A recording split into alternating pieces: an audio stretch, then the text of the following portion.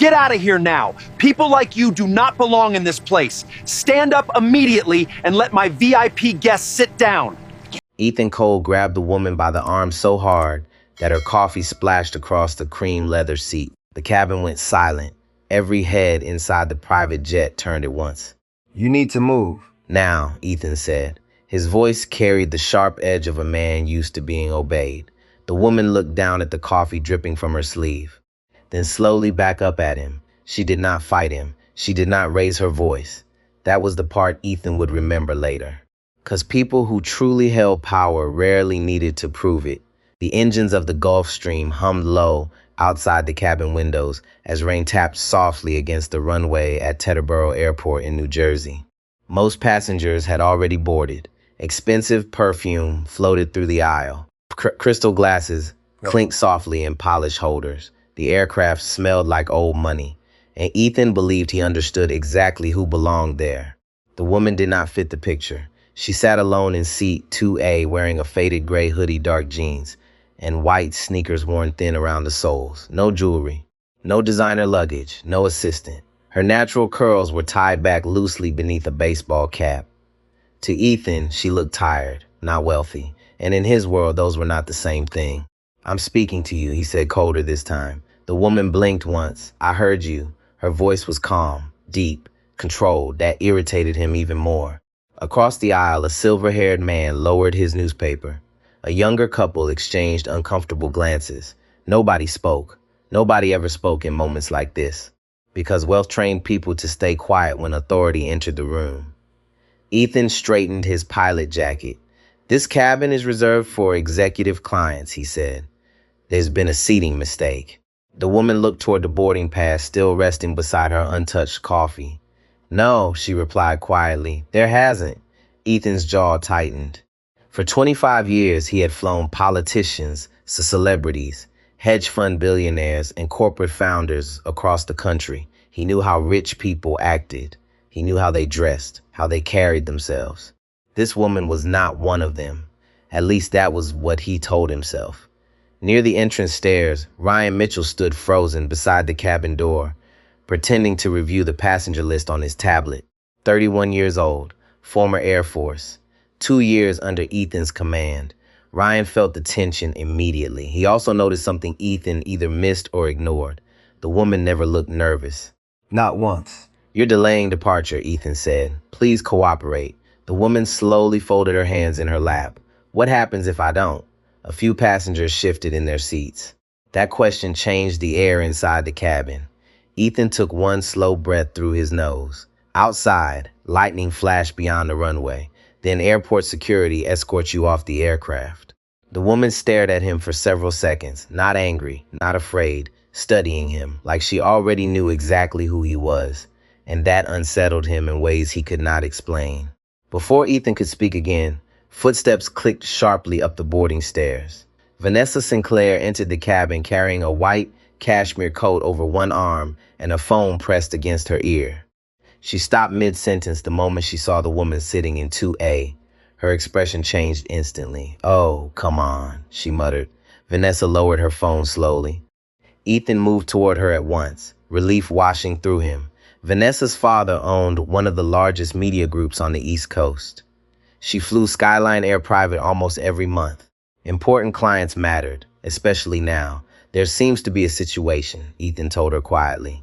Vanessa gave the seated woman one long look. Then she leaned closer to Ethan. "She's staying here?" Her tone carried disgust disguised as confusion. Ethan lowered his voice further. "I'm handling it." Vanessa laughed softly under her breath. "Well, handle it faster." The woman in the hoodie heard every word. Still, she remained perfectly still. Ryan watched her eyes carefully now. No embarrassment, no panic, only patience. That scared him more than shouting would have. Ethan turned back toward her. "Mom, I'm asking you one final time." The woman tilted her head slightly. "When you look at me," she asked quietly, "what exactly do you see?" The question caught him off guard. Ethan frowned. "What does that even mean?" "It means," she said, "you made a decision about me before speaking to me. I'm wondering what you based it on." Nobody moved. Even Vanessa stopped checking her phone. Ethan felt heat rise beneath his collar. "This isn't personal." The woman nodded slowly. That's usually what people say right before they do something personal. Ryan looked down at the floor because deep down, he knew she was right. Ethan's voice hardened. You don't fit the security profile for executive passengers aboard this aircraft. The moment the words left his mouth, the cabin changed. A heavy silence settled across the leather seats. The older man with the newspaper slowly lowered it completely now. Vanessa crossed her arms. And the woman in seat 2A finally leaned back. There it was, the truth hiding beneath Ethan's professionalism. Not policy, not procedure, judgment, clean, instant, dangerous. The woman reached for her coffee-stained sleeve and wiped it carefully with a napkin. Then she looked Ethan directly in the eyes. You know, she said softly, people always reveal themselves when they think they're protecting power. Ethan stared at her. For the first time since boarding began, uncertainty flickered through him. Very small, very brief, but real. Then Ryan's tablet vibrated violently in his hands. He glanced down, and his face drained of color. The message came directly from Skyline Air Executive Headquarters. Priority urgent. Ryan looked from the screen, dot to the woman, then back to Ethan. His throat tightened. Because the woman sitting quietly in seat 2A was not a passenger. She was Naomi Brooks. And 3 days earlier, she had purchased controlling ownership of Skyline Air for $4.8 billion. Ryan's hands started shaking before he even looked up from the tablet. The rain outside hit harder now, sharp against the aircraft windows. The engines continued their low, steady growl beneath the silence building inside the cabin. Ethan noticed Ryan's face immediately. What is it? He asked. Ryan swallowed. His mouth had gone dry. The message on the screen was short, brutally clear. Executive ownership transfer confirmed. Naomi Brooks now holds controlling interest in Skyline Air. All senior staff report directly effective immediately. Ryan looked toward Naomi again. She sat exactly the same way, calm, composed, one hand resting lightly near the stained coffee napkin, like she had seen moments like this her entire life. Ethan took one step closer to Ryan. What are you staring at? Ryan lowered his voice. Captain. I think we need to stop. Ethan frowned harder. Stop what? Ryan glanced toward Naomi, then back at him. This. The word landed like a crack in the cabin. Vanessa looked between them impatiently. What is going on? Nobody answered her. Ryan finally turned the tablet around. Ethan scanned the message once, then again. The color drained slowly from his face. His shoulders stiffened first, then his jaw. For a few seconds, he looked like a man trying to read another language. That's impossible, he muttered. Naomi watched him quietly. No, she said softly. It isn't. The older passenger across the aisle lowered his glasses completely now. The young couple near the rear seats exchanged another nervous look. The entire atmosphere inside the jet changed shape. Power had moved, and everyone could feel it. Vanessa let out a short laugh. Wait, you're telling me she owns Skyline? Ryan answered carefully. Yes, Mom. Vanessa stared at Naomi again. Longer this time, not with disgust anymore, with calculation. People change fast around money, faster around power. Ethan stepped backward slowly. His breathing had changed. Shorter now, less controlled. Naomi finally stood. Not dramatically, not angrily, just slowly. And somehow that made it worse. She picked up her boarding pass from the seat beside her and folded it neatly. I bought this company because I believed it could become better than what it is, she said. Tonight has been very educational. Ethan opened his mouth. Ms. Brooks, No, she interrupted calmly.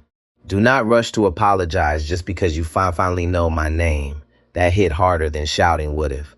Ryan looked down again, because deep inside, he knew she was not talking only to Ethan. She was talking to everyone who stayed quiet when humiliation became acceptable. Outside the cabin, baggage handlers moved through the rain beneath glowing runway lights. The storm blurred the airport into silver and black streaks. Inside the aircraft, nobody moved. Naomi turned toward Vanessa. You asked if I belonged here. Vanessa crossed her arms defensively. I didn't know who you were. Naomi nodded once. That's the point. Vanessa looked away first, not because she felt guilt yet, because she suddenly felt exposed. Naomi had stripped away the comfortable illusion both of them lived inside. The illusion that wealth could always recognize itself on sight. But real power rarely looked the way people expected. Sometimes it wore hoodies, sometimes exhaustion, Silence. Naomi walked slowly toward the front galley. Ethan instinctively stepped aside to let her pass. A few minutes earlier, he had physically grabbed her arm.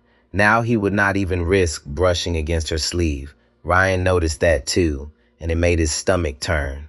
Because fear had replaced disrespect so quickly. That was America sometimes. Cruel before status, polite after confirmation. Naomi stopped near the cockpit door. She looked at the frame company slogan mounted beside it. Excellence above all. A faint smile crossed her face, not amused. Disappointed. My mother cleaned airplanes for 18 years, she said quietly.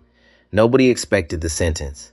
The cabin remained frozen. She worked overnight shifts at Logan Airport in Boston, sometimes 3 jobs at once. Naomi's eyes stayed fixed on the company slogan. Men like you walk past her every night without seeing her. Ethan lowered his gaze. She used to tell me something, Naomi continued. You can learn everything about a person by watching how they treat people they think cannot hurt them. The words settled deep inside the cabin, heavy, personal. Ryan felt something tighten in his chest because Ethan had taught him flying procedures, discipline, professionalism, but not humanity. And Ryan suddenly realized those were different things. Vanessa shifted uncomfortably. Well, misunderstandings happen. Naomi turned toward her slowly. No, choices happen. Vanessa had no response this time. Ethan finally forced himself to speak again. Miss Brooks, I made an incorrect judgment. Naomi looked directly at him. You made several. The engine noise seemed louder now. Or maybe silence had sharpened everyone's hearing. Ethan straightened slightly, trying to recover some authority. With respect, security assessments are part of aviation protocol. Naomi stepped closer, so is dignity. Neither looked away. Ethan felt sweat gathering beneath his collar despite the cool cabin air. For the first time in years, he could not control the room. And what frightened him most was not losing his position. It was realizing how many times he may have done this before without consequence. Faces began returning to him suddenly. Passengers questioned more aggressively than others. Travelers he assumed did not belong. People he spoke down to. At the time, it always felt reasonable, professional, necessary. Now those memories looked different. Ryan saw it happening in real time across Ethan's face, the slow collapse of certainty. Naomi glanced toward the rear of the aircraft where a flight attendant stood frozen near the beverage station. Her name was Claire Benson, 56 years old, widowed, working private aviation for nearly 3 decades. Claire had watched everything and done nothing. Naomi met her eyes gently. What were you thinking when he grabbed me? Claire's lips parted slightly. She hesitated, then answered honestly. I thought you looked tired. Naomi nodded. I was. Claire's eyes began watering unexpectedly, because she suddenly realized how dangerous exhaustion could look on the wrong person. Naomi walked back towards seat 2A and picked up her coffee cup again. Cold now, untouched. I'm not interested in revenge, she said quietly. I'm interested in truth. Nobody spoke. You believed I did not belong in this cabin because I did not match your idea of importance. Her eyes moved slowly across Ethan, Vanessa, and the others. That mindset destroys companies long before bad business decisions do.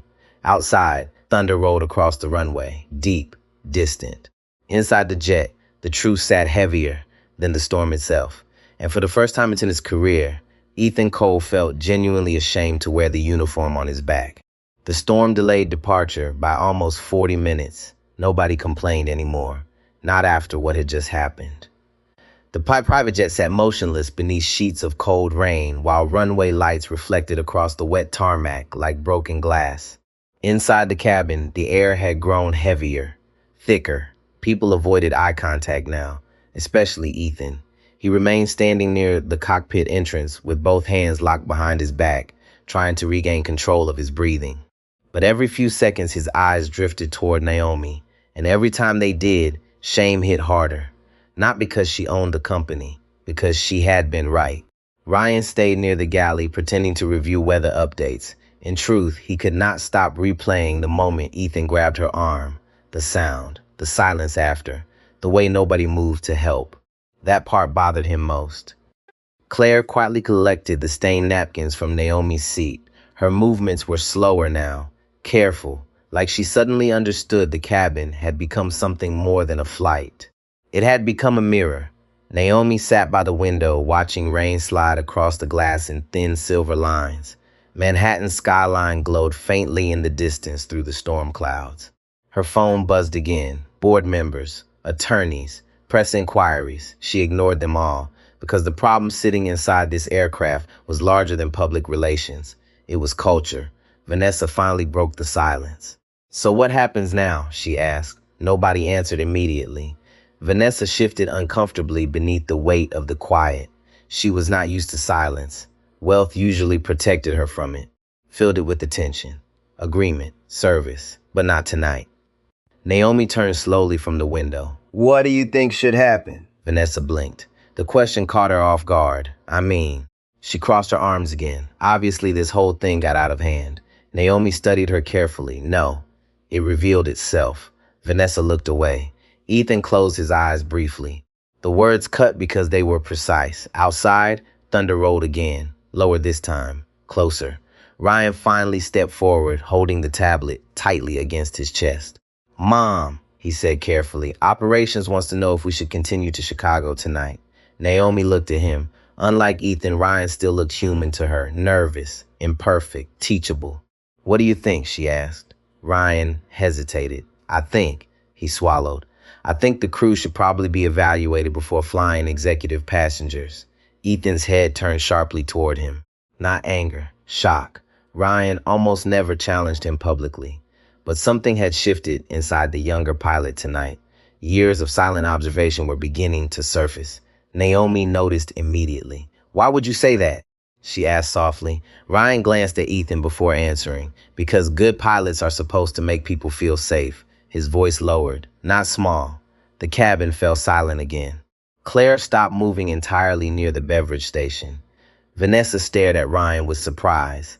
Ethan looked like he had been slapped. Not because Ryan insulted him. Because deep down, Ethan knew the kid was right. For years, he believed professionalism meant control, order, standards. But somewhere along the way, he had confused dignity with status. And now another man was saying it out loud in front of everyone. Naomi nodded slowly. "What made you stay quiet earlier?" Ryan's face tightened. The question hit deeper than he expected. "I don't know," he admitted. "Maybe because he's my captain."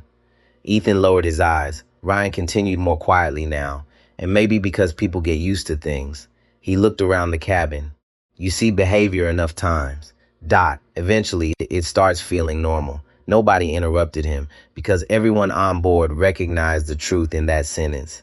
Claire finally spoke from the back. "He's right." Her voice trembled slightly. "I've seen passengers embarrassed before." She looked at Ethan sadly. "I just told myself it was part of the job." Ethan's chest tightened. Claire had worked beside him for 11 years. 11 years. And she sounded disappointed in him. That hurt more than Naomi's authority ever could. Naomi leaned back slowly in her seat. "This company doesn't have a training problem," she said. "It has a human problem." The rain softened outside. Only the engines remained now, low and steady beneath the silence. Vanessa uncrossed her arms at last. "My father always said private aviation is about exclusivity." Naomi nodded once. "It is." Vanessa looked confused. Naomi continued. "But exclusivity without humanity becomes arrogance." Her eyes sharpened slightly. "And arrogance destroys business faster than incompetence." Vanessa said nothing after that, because for the first time in her life, someone had spoken to her without trying to impress her. "And strangely enough." She respected it. A notification suddenly lit up across Ryan's tablet screen again. Media alert. Someone inside the terminal had already leaked photos from the aircraft. One image showed Ethan gripping Naomi's arm near seat A. Ryan's stomach dropped. The story was spreading fast. He looked toward Naomi carefully. "Mom, this is online now." Naomi held out her hand for the tablet. Ryan passed it over. The article headline flashed across the screen. "Private jet owner mistaken for unauthorized passenger on her own aircraft." Below it, comments were multiplying by the second. Some angry, some mocking, some painfully familiar. Naomi read silently for a moment before handing the tablet back. No visible emotion. But inside, old wounds had reopened, because this was not new to her. Boardrooms, hotels, airports, luxury stores, different cities, same look. the quiet suspicion that she had entered a space was not for someone who looked like her. Ethan watched her carefully now, and for the first time all evening, he stopped seeing a billionaire. He saw a tired woman carrying years of invisible battles nobody else in the cabin had noticed. That realization hit him harder than losing his job ever could. Naomi stood slowly. "I want a full review of passenger treatment reports over the last 10 years, she said calmly. "Every complaint, every settlement, every internal investigation." Ryan nodded immediately. Ethan spoke before thinking. "That could damage the company." Naomi looked directly at him. "No," she replied quietly. "The behavior damaged the company. The truth only exposes it." The words landed with brutal clarity. No shouting, no theatrics, just truth. And truth, Ethan realized, was far more difficult to escape. The aircraft finally lifted off just after midnight. Rain streaked across the windows as the Gulf Stream climbed above the storm clouds and into a sky black as wet ink. Manhattan disappeared beneath them. Just scattered lights now, tiny, distant. Inside the cab, nobody relaxed, not even the passengers. The earlier tension had settled into something quieter, more dangerous, self-awareness. Ethan sat alone in the jump seat behind the cockpit instead of taking his usual command posture near the cabin entrance. His pilot jacket suddenly felt heavier on his shoulders, tight around the neck. For years, that uniform made him feel respected. Tonight, it felt like evidence. Ryan handled most of the communication with air traffic control, while Ethan remained unusually silent. The younger pilot noticed it immediately. No corrections, no lectures, no sharp instructions, just silence. That scared Ryan more than anger would have. Behind them, Naomi sat near the window reading internal company reports on her tablet. The cabin lights were dimmed low now, soft amber against dark leather seats. Claire quietly placed a fresh cup of coffee beside her. "This one's hot," Claire said gently. Naomi looked up. "Thank you." Claire hesitated before stepping away, then stopped herself. "I should have said something earlier."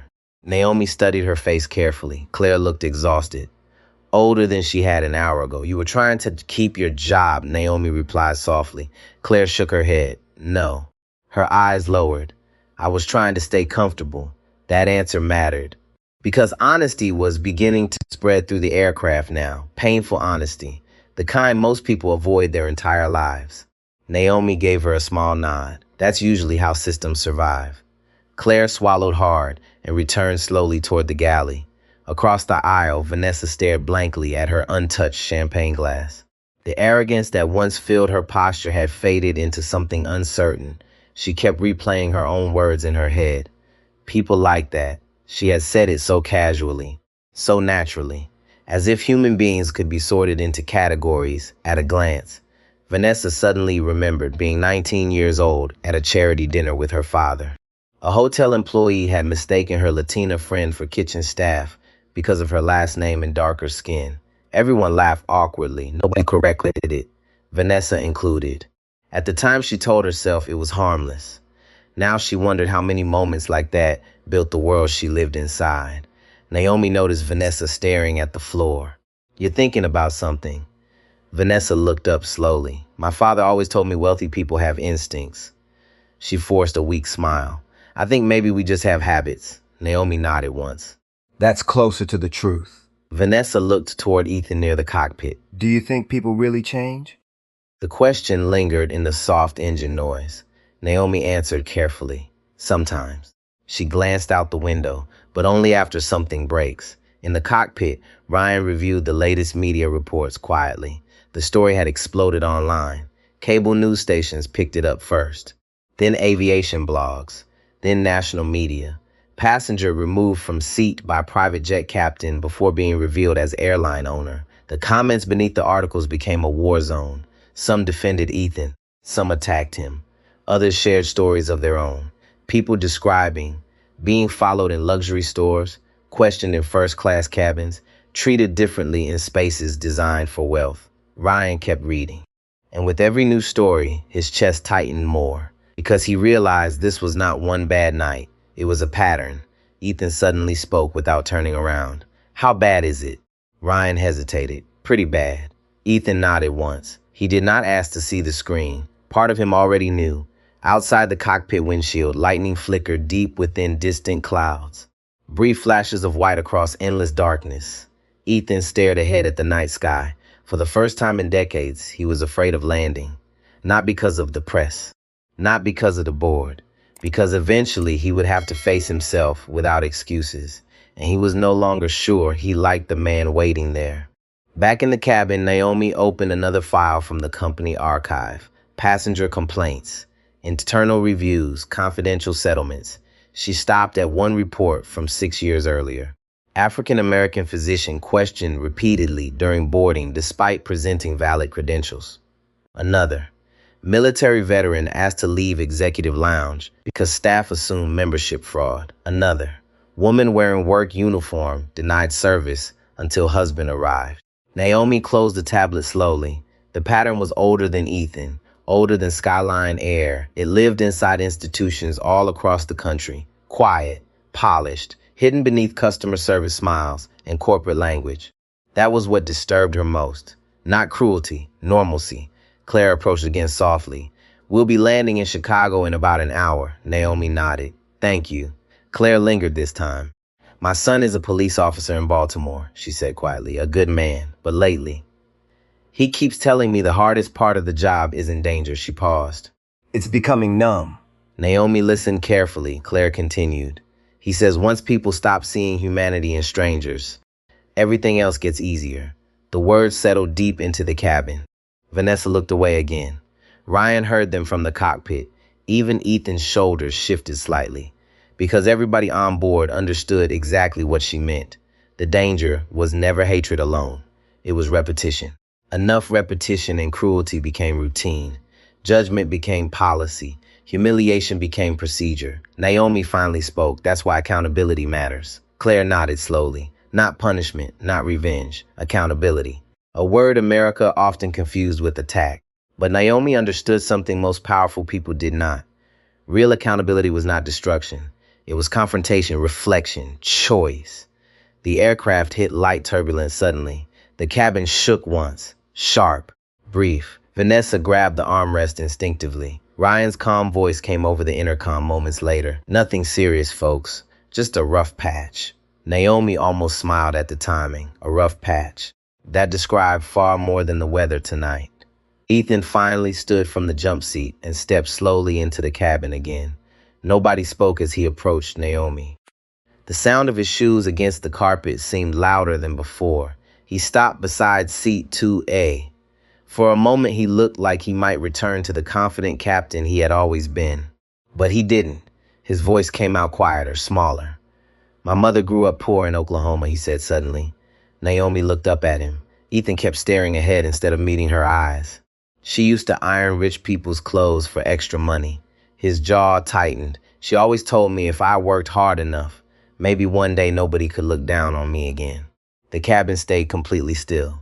Ethan finally looked at Naomi, and somewhere along the way, his voice cracked slightly. I became the person she warned me about.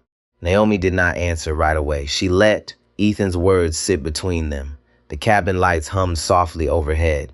The jet moved through the night with that smooth, expensive silence only private aircraft seemed to have. Below them, America was hidden beneath clouds. Cities, highways, farms, small houses with porch lights burning in the dark. All those lives, all those people, all those quiet judgments happening every day. Naomi looked at Ethan for a long moment. That may be the first honest thing you've said tonight, she said. Ethan swallowed. It was not forgiveness. He knew that. But it was something worse in a way. It was an opening, and openings demanded courage. Vanessa sat completely still, her champagne forgotten beside her. Claire stood near the galley, with one hand pressed lightly against the counter. Ryan watched from the cockpit doorway, pretending not to listen, but hearing every word. Ethan lowered himself into the seat across from Naomi without being invited, then caught himself. May I sit? Naomi's eyes held his. You may ask. The correction was gentle, but it landed. Ethan nodded slowly. May I sit? Yes. He sat down carefully, like the seat might reject him. For years, he had occupied every cabin like it was his territory. Tonight, he understood how different a space felt when permission mattered. His hands rested on his knees. I don't know how to fix what I did, he said. Naomi looked down at the coffee stain still faintly visible on her sleeve. You start by not trying to fix it too quickly. Ethan frowned, confused. People rush to repair damage because they want relief, she continued. They want the shame to stop. They want the person they hurt to make them feel decent again. Her voice stayed even. Not soft, not cruel, steady. But the first responsibility after harm is not relief. It is recognition. Ethan breathed in slowly. Recognition. The word felt heavier than apology. He looked toward Vanessa. She quickly dropped her eyes, then toward Claire. Claire did not look away. That hurt, because Claire had seen him clearly for years, maybe clearer than he had seen himself. Naomi picked up her tablet and tapped the screen. A document opened. Passenger conduct complaints. Ethan recognized the Skyline Air logo at the top. His stomach tightened. I reviewed these before the flight, Naomi said. Ethan looked up sharply. You already knew? I knew there were problems. I didn't know you would demonstrate them personally before sunrise. Ryan flinched at the line. Vanessa's lips parted slightly. Ethan felt the blood leave his face. Naomi turned the tablet toward him. 11 complaints mention your name. The cabin seemed to shrink. Ethan stared at the screen. 11. Not one misunderstanding. Not 2 difficult passengers. 11. His mouth went dry. I was never disciplined. I know. They were reviewed. They were dismissed. He looked at her. Naomi's gaze did not move. Those are not the same thing. The words struck hard because they were clean and true. Ethan scanned the first complaint. A black attorney questioned repeatedly before boarding, despite verified identity. Another, an elderly Latino business owner told his attire was not appropriate for executive cabin standards. Another, a Native American woman asked whether she was part of the catering staff. Ethan stopped reading, his throat closed, faces stirred in the back of his mind, brief, blurry, conveniently forgotten. He had filed each moment away as operational judgment. Now they looked like wounds. Naomi's voice dropped lower. How many of them do you remember? Ethan's answer came out barely above a whisper. Some. Why not all? He stared down at the tablet. Because they had not mattered to him. That was the truth. He did not say it yet, but Naomi saw it. So did Ryan. So did Claire. And maybe that was the punishment. Not being exposed by someone else, but finally being unable to lie to yourself. Vanessa shifted in her seat. Were there complaints about me? Naomi turned toward her. Vanessa looked defensive, but not arrogant now. Smaller, younger. Not formal complaints, Naomi said, but your family's account has notes. Vanessa stiffened. What kind of notes? Naomi glanced at the tablet. Requests to remove staff members who spoke with accents. Complaints about drivers not being polished enough. Preference for crews who matched brand expectations. Vanessa's face flushed. That was my father, sometimes, Naomi said. Vanessa looked wounded by the accuracy, then ashamed by the wound. Because the truth was, she had benefited from those preferences without asking who paid the price. The aircraft began a slow descent. Ryan's voice came over the speaker, steady but tight. We've begun our approach into Chicago. Weather is clear. We should be on the ground shortly. Chicago. The word changed the cabin again. Landing meant lights, phones, executives, consequences. Ethan stared at the dark window and saw his reflection in it, older, paler, stripped. Naomi took the tablet back. When we land, operations will be waiting, she said. So will legal. So will 2 members of the board. Ethan nodded stiffly. Am I being fired? Everyone waited for the answer, even Vanessa. Naomi looked at him for a long time. That depends. Ethan's brow tightened. On what? On whether you want to protect your reputation or confront your character. The sentence cut through him. Simple, sharp, final. Ethan looked down at his hands. The same hands that had gripped Naomi's arm. For the first time, he imagined how that moment felt to her. Not as an incident, not as a complaint, as a human being. A woman sitting where she belonged. A stranger touching her without permission. A uniform turning prejudice into force. His fingers curled inward. I don't deserve another chance, he said. Naomi did not soften. Maybe not. Claire inhaled quietly. Ethan accepted the blow. Naomi continued. But deserving is not the only question. Usefulness matters too. Ethan looked up. If I fire you tonight, people will call it justice for a few days. Then they will move on. The company will issue a statement. Executives will attend training. Everyone will learn to hide the problem better. Ryan stepped fully into the cabin now. Naomi's eyes moved to him, then back to Ethan. But if you are willing to stand inside the damage you helped create and tell the truth about it, you may be useful. Ethan's voice cracked. To whom? To the people who are still making the same mistake and calling it professionalism. The jet dipped through a thin layer of cloud. Chicago appeared below, a field of lights stretching to the horizon. Beautiful, indifferent. Ethan pressed his palms against his knees. What would I have to do? Naomi's answer came without hesitation. Everything you have avoided. The landing gear lowered with a deep mechanical thud. Vanessa closed her eyes. Claire gripped the galley rail. Ryan returned to the cockpit. Ethan stayed frozen across from Naomi. The runway lights rose toward them in perfect white lines. Naomi leaned slightly forward. When that door opens, she said, you will have a choice. You can walk out as a man trying to save himself. Or you can walk out as a man ready to tell the truth. The wheels hit the runway, hard. The cabin jolted. No one spoke. Because everyone understood that the real impact had not happened on the ground. It had happened somewhere above the clouds, when a man who thought he knew exactly who belonged finally realized he had been wrong about almost everyone. The cabin door opened to a wall of cold Chicago air and flashing camera lights. Someone had tipped off the press before the aircraft even touched the runway. Reporters stood behind the security line near the private terminal entrance, shouting questions across the wet pavement while airport police struggled to keep pathways clear. The flashes started immediately, white bursts against the dark. Naomi paused at the top of the stairs. Below her stood 2 Skyline Air Board members in heavy coats, 3 corporate attorneys, airport security officers, and a cluster of executives pretending not to panic. Ethan stopped behind her. He saw the cameras turn toward Naomi first, then toward him, and he understood instantly how this would look to the world. A black woman standing calm and composed beneath flashing lights. A white captain behind her looking like a man caught leaving a fire he started himself. Ryan exited next, carrying his flight bag tightly against his side. Claire followed more slowly. Vanessa stayed inside the aircraft for almost 30 seconds longer than everyone else. For once in her life, she did not want attention. The rain had stopped, but the runway still glistened beneath the floodlights. The air smelled like jet fuel and wet concrete. Naomi descended the stairs carefully. The cameras exploded louder. Ms. Brooks, is it true the captain tried removing you from your own plane? Will the crew be terminated? Are you filing charges? Naomi kept walking, no smile, no performance. The attorneys moved beside her quickly. One of them, a gray-haired corporate lawyer named Daniel Mercer, leaned closer. We strongly recommend no public statements tonight. Naomi did not stop moving.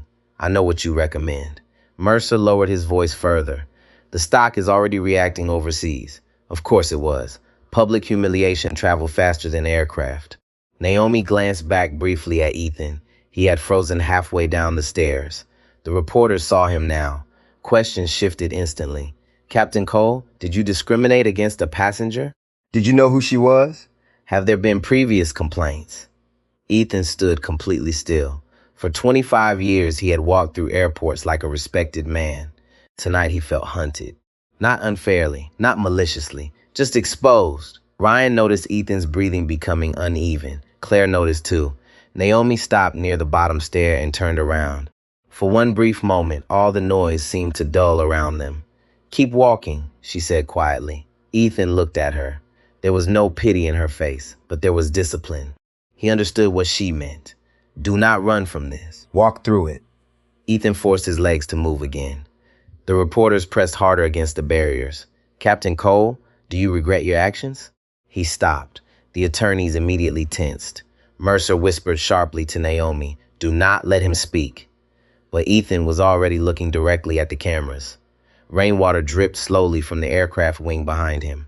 His voice came out rough, yes. The reporters fell quieter, not silent, but attentive now. Ethan swallowed. I made assumptions about someone I did not know. His jaw tightened. And I treated her with disrespect. Another burst of camera flashes lit his face. He continued before fear could stop him. I was wrong. No excuses, no legal language. Just wrong. The words landed harder because powerful people almost never said them publicly anymore. Naomi watched him carefully. Ryan did too. And for the first time that night, Ryan saw something different in his captain. Not authority, humility, small, painful, real. Mercer stepped forward immediately. That's enough for tonight. Security began guiding the press backward as the group moved toward the terminal building. Inside, the private lounge had already been cleared except for executives and legal staff. The television screens mounted above the bar played muted news coverage of the incident on repeat. One screen showed the photo of Ethan gripping Naomi's arm, again and again and again. Nobody in the room could avoid it. A young assistant quickly lowered the volume as Naomi entered. Too late. The damage was already sitting in everyone's chest. Board member Harold Bennett approached first, 72 years old, former banking executive. Expensive navy suit beneath a camel overcoat. He extended his hand cautiously toward Naomi. Naomi, we are deeply sorry. She shook his hand once. Behind him stood Angela Ruiz, another board member and former federal transportation advisor. Her expression was harder, not emotional, analytical. She looked directly at Ethan. How many complaints have involved you? Ethan answered honestly.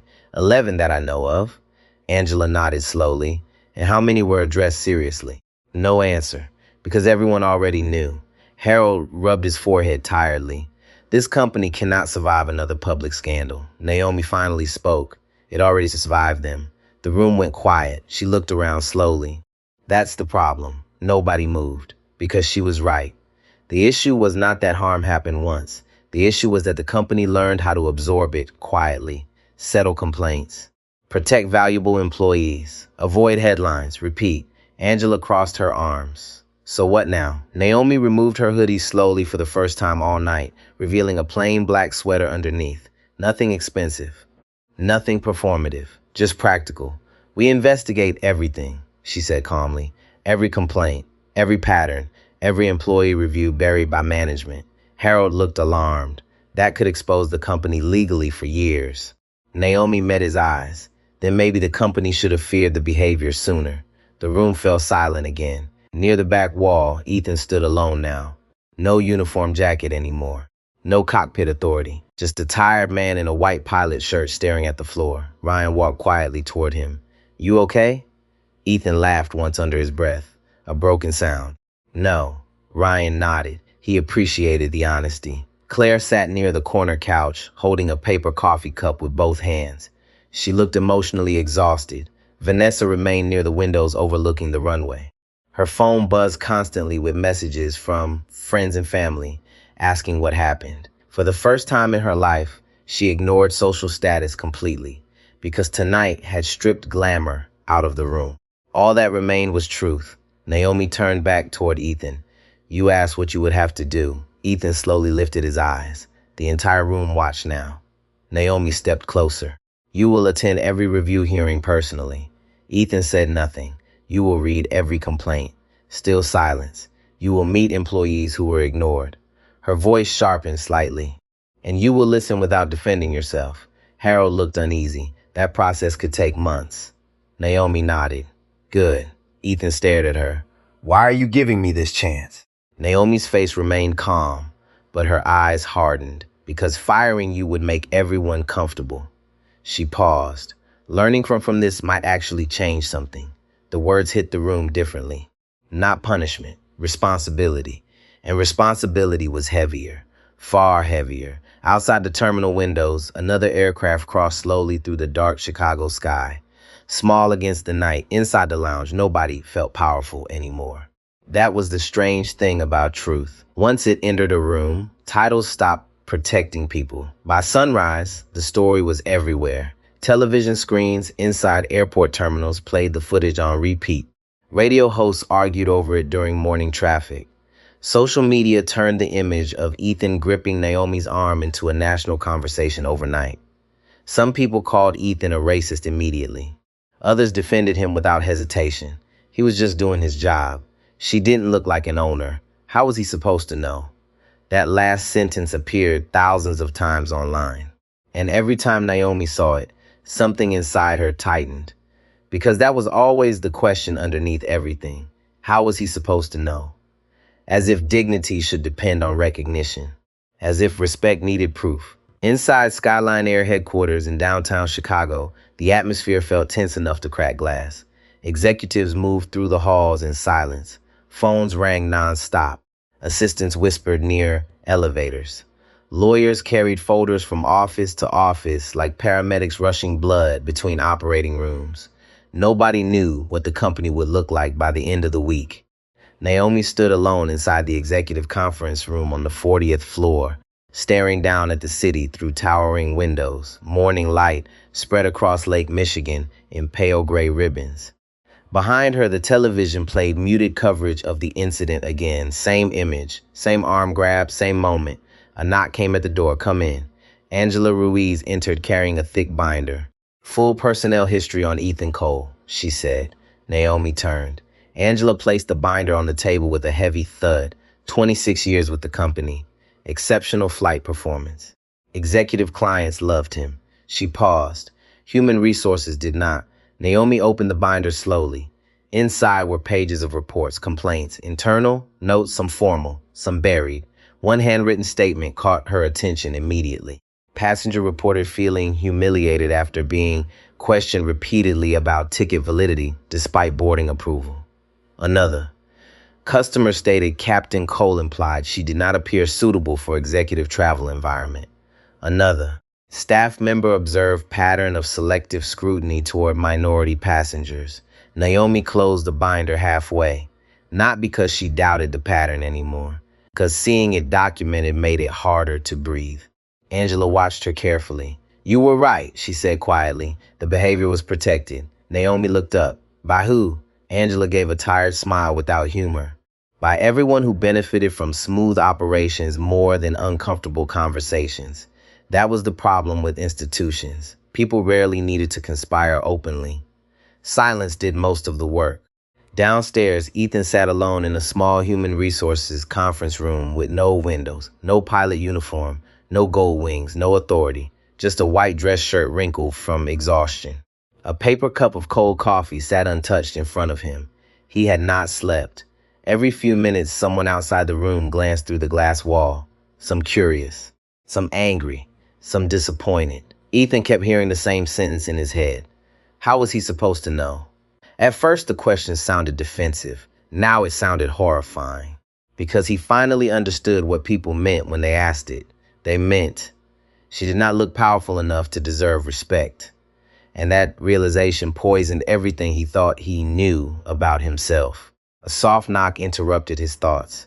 Ryan stepped inside holding 2 folders. You okay? Ethan laughed quietly. No. Ryan sat across from him. For a moment, neither spoke. The building hummed around them. Phones, footsteps, elevator bells. Corporate America waking up and pretending control still existed. Ryan slid 1 folder across the table. "What's this?"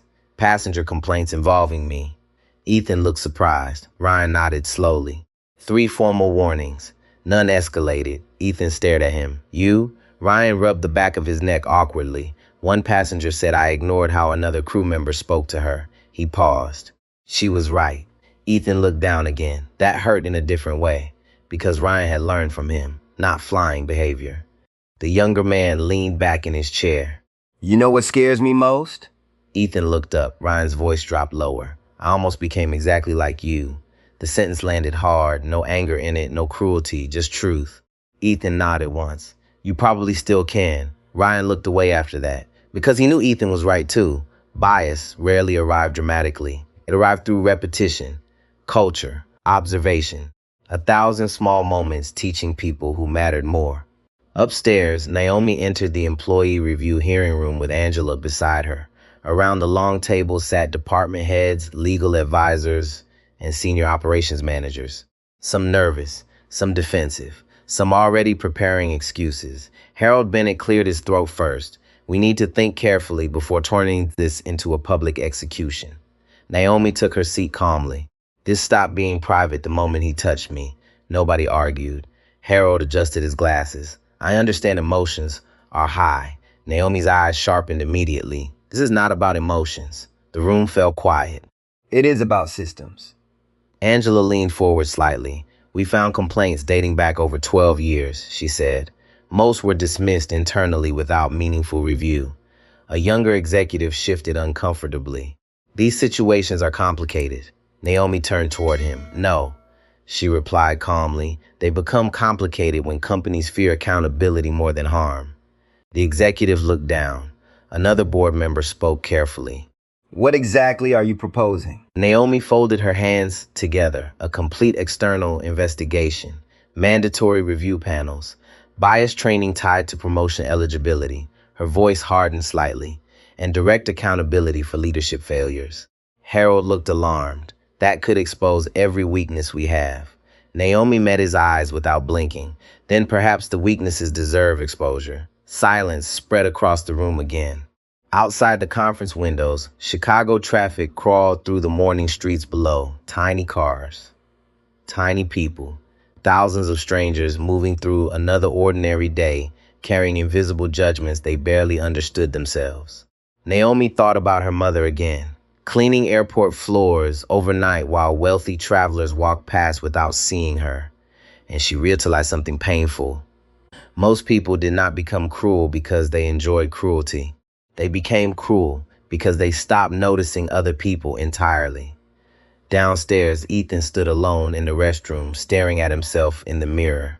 The fluorescent lighting made him look older, tired, human. For years, he believed professionalism meant emotional distance, control, authority. Now he wondered if he had simply spent decades hiding behind a uniform because he was afraid to examine the man underneath it. A janitor entered quietly, pushing a cleaning cart.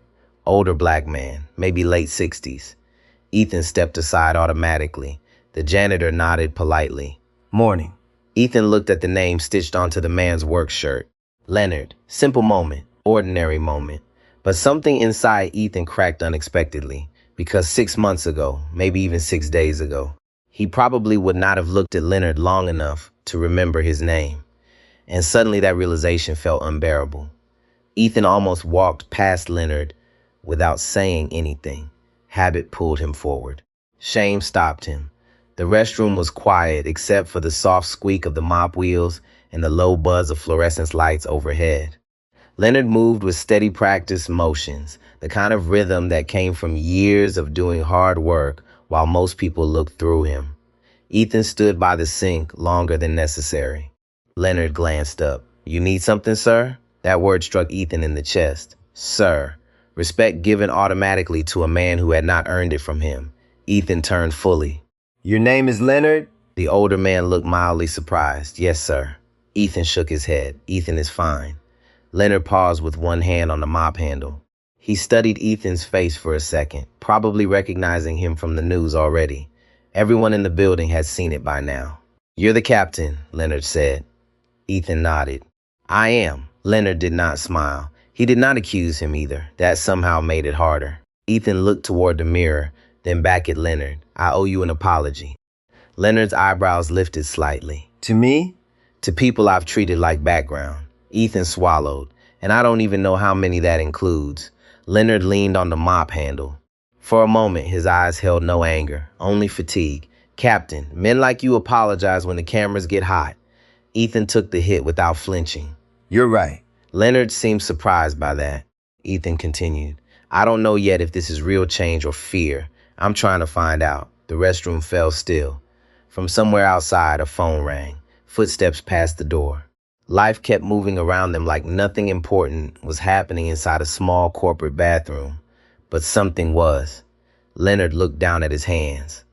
I've worked in this building 9 years, he said. Most executives don't know my name. They know when the trash isn't empty. They know when the floor is wet. They know when the coffee spills. But me? He shook his head. Invisible. Ethan felt his throat tighten. Leonard lifted his eyes. You want to change? Start there. Learn people's names when they can't do anything for you. The words were simple. No theory, no corporate language. Just truth. Ethan nodded. I will. Leonard studied him one more time, then went back to mopping. That's a start, he said. Upstairs, Naomi sat at the head of the conference table while the board argued in circles. Legal risk, brand damage, investor confidence, public messaging, all clean phrases for messy fear. Harold Bennett kept tapping his pen against a yellow legal pad. We need one clear public statement, he said. something that acknowledges concern without admitting legal liability. Angela Ruiz turned toward him slowly. Harold, a photograph of our senior captain grabbing the new owner by the arm is already national news. Harold's jaw tightened. I'm aware. Then stop pretending this is a wording issue. The room went quiet. Naomi watched them all. These were intelligent people, educated people, powerful people, and yet most of them still wanted the same thing Ethan wanted at first: relief without recognition. She leaned forward. No statement goes out until we decide what kind of company we are becoming. A younger board member named Caleb Wright frowned. With respect, Naomi, companies do not transform overnight. No, Naomi said, but they reveal themselves in minutes. Nobody answered.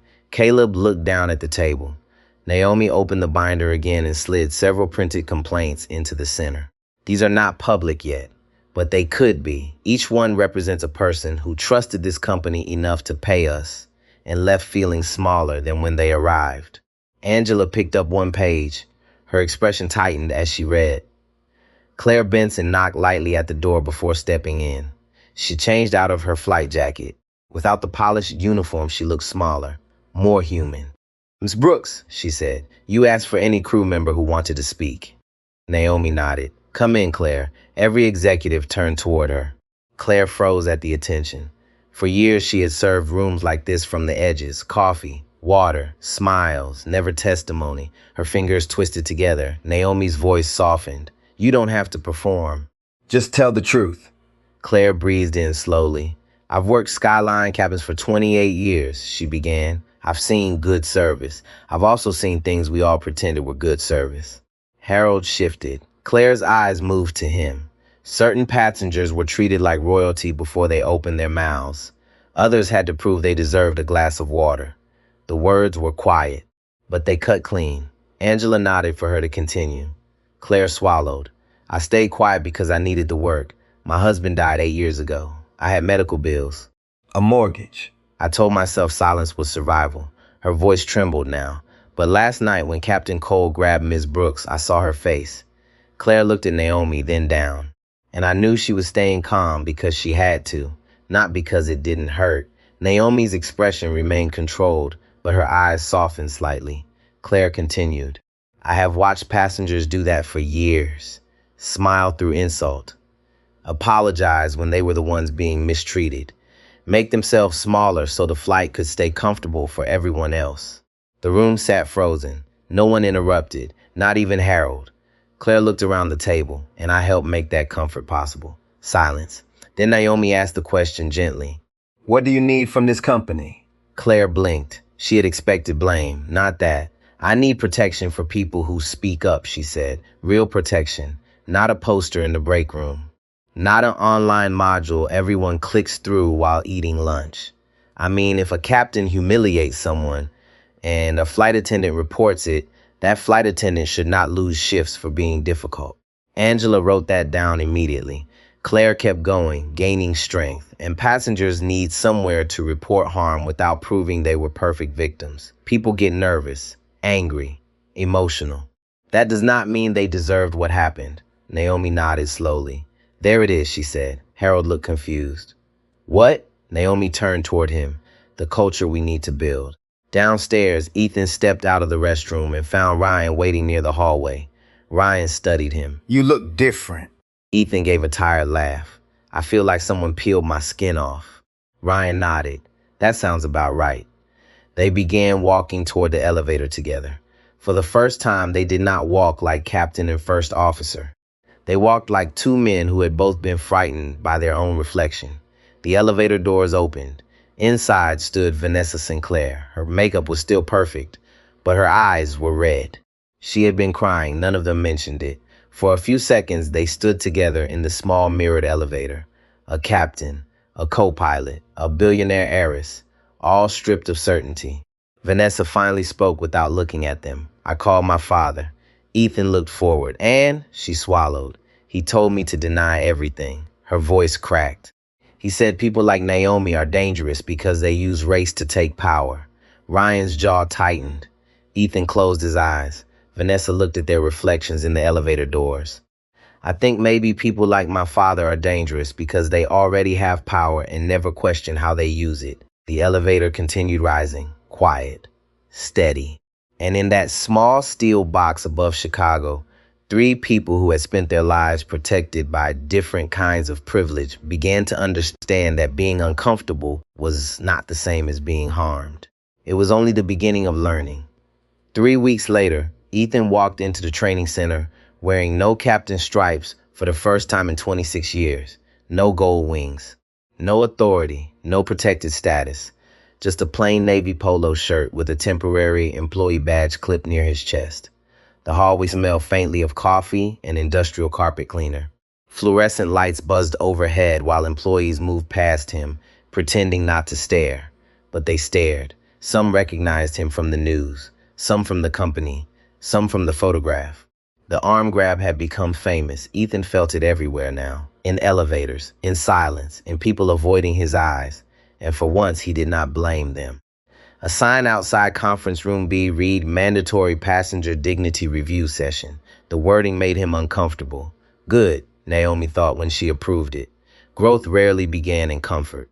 Inside the room sat 12 employees from different departments, flight attendants, pilots, ground crew, customer service agents, no executives. That mattered. Naomi wanted leadership to stop hiding behind titles and start listening to the people closest to harm. Ryan sat near the back beside Claire. Vanessa sat quietly along the wall in a dark sweater and no makeup. She looked less like a socialite now and more like a woman trying to understand herself. At the front stood Dr. Evelyn Carter, a behavioral psychologist hired to lead the sessions. She was in her 60s, calm voice, steel in her posture, the kind of woman who did not waste words. Ethan entered slowly. Every conversation stopped. Dr. Carter gestured toward an empty chair in the center of the room. Sit there, not beside everyone, in front of them. Ethan obeyed. The chair felt exposed under the bright lights. Dr. Carter folded her hands. Today is not about punishment, she said. It is about recognition. Ethan almost smiled bitterly at the word. Recognition again. That word seemed to follow him now like a shadow. Dr. Carter looked around the room. Captain Cole spent decades being rewarded for confidence. Today he practices something else. Her eyes shifted toward Ethan, listening. Nobody spoke immediately. Claire broke first. I used to think professionalism meant making powerful people comfortable, she said quietly. Now I think maybe professionalism means protecting dignity even when it costs something. Dr. Carter nodded once. Ryan leaned forward slightly. I keep replaying that night in my head, he admitted. And what bothers me most is that I saw the problem before it exploded. He looked at Ethan. I just decided staying quiet was safer. Ethan lowered his eyes. Ryan continued. That's how culture works. Not through monsters, through normal people avoiding tension. The room fell silent. Dr. Carter let the silence breathe. She understood something most corporate trainers did not. People change slower when rushed. A customer service representative named Monica spoke next. Black woman, mid-40s, sharp eyes. I worked first-class support for 13 years, she said. You know how many times passengers asked me if I actually worked there? Nobody answered. Monica gave a humorless laugh, enough that I stopped noticing. That line hit Naomi hard from the back of the room, because numbness was its own kind of wound. Monica looked directly at Ethan. The dangerous part is not one bad moment. The dangerous part is what people learn to survive repeatedly. Ethan nodded slowly. I understand that now. Monica's face stayed still. No, you're beginning to. Another clean hit. No cruelty. Just truth. Ethan accepted it. Dr. Carter stepped toward the center. Captain Cole, she said, tell the room what you thought when you first saw Naomi Brooks. The room grew tighter instantly. Ethan inhaled slowly. Every instinct inside him wanted softer language, professional concern, operational caution, security awareness.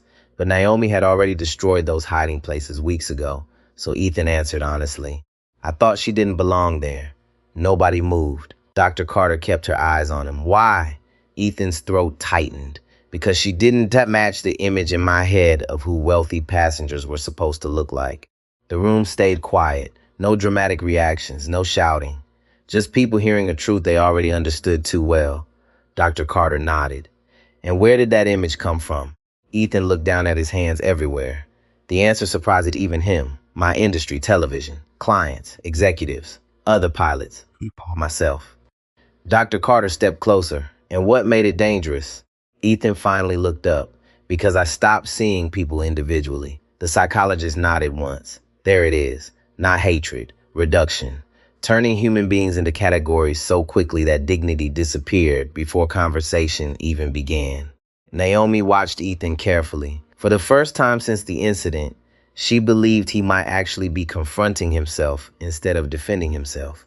That mattered, not for his reputation, for the people he would encounter if he ever carried authority again. Vanessa suddenly spoke from the wall. My father called me weak for attending this. Heads turned toward her. She swallowed hard but continued. He said rich people survive by protecting status. Her eyes shifted toward Naomi. But honestly, I think people like us survive by staying disconnected from consequences. The room absorbed that quietly. Claire looked at Vanessa with unexpected softness, because accountability sounded different when spoken without performance. Dr. Carter moved toward a whiteboard and wrote a sentence slowly across it. People do not always reveal themselves through hatred. Sometimes they reveal themselves through assumption. She underlined the last word, assumption. Then she turned toward Ethan. What did Naomi Brooks lose in that moment on the plane? Ethan answered immediately. Nothing. She owned the company. Dr. Carter's stare sharpened. No. The room tightened again. Ethan realized his mistake instantly. He leaned back slightly, then answered again. She lost safety. Dr. Carter nodded once. And dignity. Ethan's face changed, because suddenly he understood why the reveal mattered less than the humiliation before it.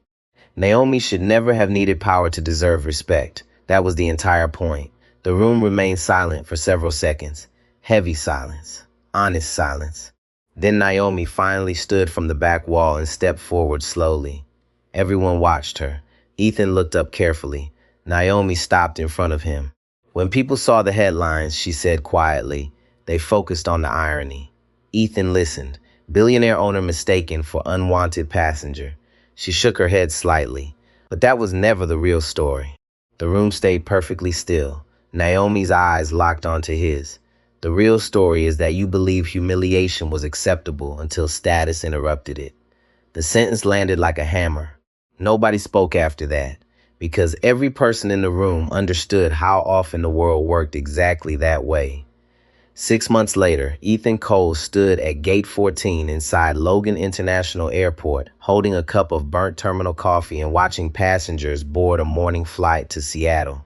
No private jet, no executive lounge, no special treatment, just a regular commercial gate filled with tired travelers, rolling suitcases, crying children, and people trying to make it through another long day. The airport smelled like rainwater, coffee, and recycled air. A cleaning crew moved quietly along the windows, while flight attendants checked boarding groups near the gate scanner. Ethan wore his Skyline Air uniform again, but not the same way. The gold stripes had returned to his sleeves after months of review panels, retraining, probation hearings, and public accountability sessions. The company had not restored his position quietly either. Naomi made sure of that. Every passenger complaint process had changed. Every promotion review now included conduct evaluations. Anonymous reporting system protected crew members who spoke up. Flight staff attended live dignity workshops instead of clicking through meaningless online videos. The company lost money. Some executives resigned. Several investors complained. Naomi did not care. Because for the first time in years, employees started telling the truth without fear. That mattered more. Ethan took a slow sip of coffee as passengers continued boarding. An elderly black woman wearing a faded blue sweatshirt approached the counter, carrying an overstuffed canvas bag and a worn paper ticket folder. The gate agent barely looked at her. "Mom, boarding for economy starts later." The woman smiled politely. "I know, baby, I'm in first class." The gate agent finally looked up, a tiny pause, almost invisible, but Ethan saw it immediately now. That tiny flicker people thought nobody noticed. That split second where judgment arrived before humanity. The younger version of Ethan would have ignored it. The older version could not. He walked toward the counter calmly. "Morning, Miss Jenkins," he said warmly after glancing at her boarding pass. We're happy to have you with us today. The woman looked surprised, then relieved, real relief. The kind people carry when they spent years preparing themselves to be doubted. The gate agent stiffened slightly. Ethan looked at her gently, not cruelly. She's seated in 2A. The employee nodded quickly. Yes, Captain, sorry. Miss Jenkins smiled awkwardly. It's all right. Folks make mistakes. Ethan's chest tightened at the sentence, because he understood now how often people said that just to survive the moment peacefully. He picked up her bag before she could protest. Let me help you. As they walked down the jet bridge together, Miss Jenkins looked up at him carefully. You seem different from most pilots. Ethan gave a quiet laugh. I used to think being respected was the most important part of this job. She adjusted her glasses. And now? Ethan glanced toward the aircraft doorway ahead. Now I think making people feel safe matters more. The woman smiled softly. That's a better way to live. Inside the aircraft, sunlight spilled through the windows in pale gold lines across the seats. Flight attendants greeted passengers with practiced smiles while luggage bins slammed shut overhead. Normal sounds, ordinary morning. But Ethan no longer trusted ordinary moments, because ordinary moments were where dignity lived or died. Claire Benson stood near the front galley, reviewing the passenger manifest. She looked up and smiled when she saw Ethan helping Miss Jenkins into seat 2A. A real smile this time. Not forced professionalism, not survival. Respect. Ryan entered the cockpit carrying his headset bag. You're getting soft, Captain. Ethan smirked faintly. Took me long enough. Ryan leaned against the cockpit doorway. You know the video from that night passed 20 million views yesterday. Ethan closed his eyes briefly. The image still haunted him. His hand on Naomi's arm, her calm face. The silence. Some nights he still woke up thinking about it, not because of public shame, because he understood now how small he had made another human being feel. Ryan's voice softened. You changed, though. Ethan looked across the cabin. Passengers settling in. Different races, different ages, different clothes, different lives, all carrying invisible stories nobody else could see. Changing is not something you finish, Ethan said quietly. Ryan nodded slowly. That answer sounded honest. Near the boarding door, a young man in construction boots hesitated before entering first class. His jacket was dusty, his hands rough from labor. Ethan noticed the uncertainty immediately. That look again. The silent question people carried when they expected to be challenged. Ethan stepped forward before the young man could retreat into embarrassment. You're in the right place, he said warmly. The passenger blinked in surprise, then smiled. Small moment, tiny moment. But Naomi had been right. Culture changed through moments exactly like that. Not speeches, not slogans, choices. Later that afternoon, Naomi Brooks watched flight status monitor from her office in Chicago as Ethan's aircraft landed safely in Seattle. On her desk sat a framed photo of her mother wearing an airport cleaning uniform from almost 30 years earlier. Tired eyes, gentle smile, proud posture. Naomi touched the corner of the frame softly. Her mother never lived long enough to see her daughter own an airline, but maybe she would have appreciated something even more. A company finally learning to see people before status. Outside Naomi's office window, the city moved through another ordinary day. Traffic lights changed. Pedestrians crossed streets. Strangers passed each other carrying invisible burdens no one else fully understood. That was the lesson beneath everything. Power was not revealed by wealth, or titles, or private jets. Real character appeared in smaller moments. The pause before judgment, the choice to listen, the decision to treat someone with dignity before knowing what they could do for you. Ethan learned that too late to erase the harm he caused, but not too late to become someone different. And sometimes, in America, that is where healing begins. If this story stayed with you, take a moment to like the video and subscribe to the channel for more stories about dignity, justice, and second chances. And if you believe respect should never depend on status, comment these 3 words below. Humanity comes first.